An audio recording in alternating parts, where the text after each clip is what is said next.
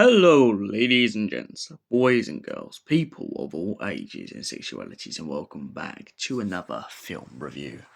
And today's film review is none other than Naked Gun. This is a film I've been dying to watch for a very long time, and I watched it today for the very first time. And I've got to say, love the comedy, love the snappiness. So let's get into the gist of what the story's about. A cop goes looking round a boatyard and ends up being shot down by a bunch of gangsters. Luckily for him, none of the bullets injure him enough to murder him. Kill him. Turns out the cartel has a hit on Queen Elizabeth II. So what do the police squad do? They get their best detective, Frank, on the case.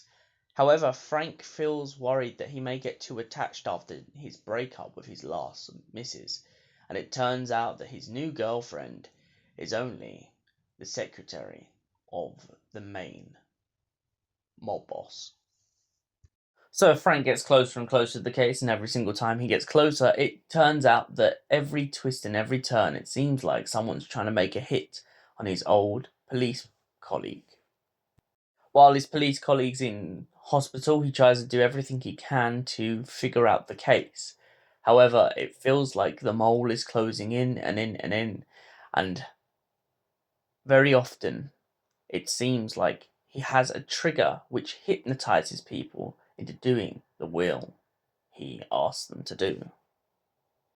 Frank is in a lot of stick after accidentally saving the Queen's life from a potential assassination, but in a very undignified way. After this, the only way to save the Queen's life at the ball game is to essentially disguise himself, so he goes from being a singer to being a pitcher. I think that's the name of the role he was doing in baseball. I do apologize in the comments if I've got that bit wrong. But essentially, he strikes someone out and strikes them again, but doesn't realize he's been checking all the wrong baseball players for the hidden gun. It turns out that player number 17 was one of the sleeper agents, and he luckily manages to save the Queen's life by essentially dropping a woman on top of her.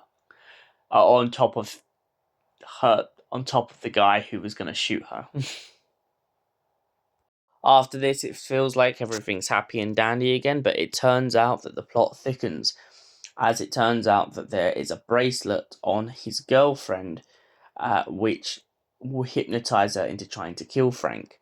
He uses the power of love to save his girlfriend's life, and they live happily ever after. But maybe not the mob boss who's been flattened on the floor. So what did I think of Naked Gun as a whole? Well, it has some very strong themes, some very funny innuendos.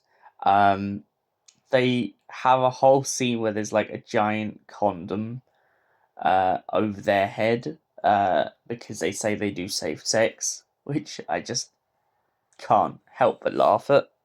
There's a lot of play on words in Naked Gun, and there's a lot of moments where you just go, huh? One of my other favourite moments, though, is he's at a mayor's meeting and he's supposed to be talking to them, and then he goes off to the bathroom and he leaves the mic on, which is hilarious because even though the mic's on, he doesn't just tell people in the boardroom that he's having a piss, it also tells anyone who's watching the press conference at home that he's having a piss.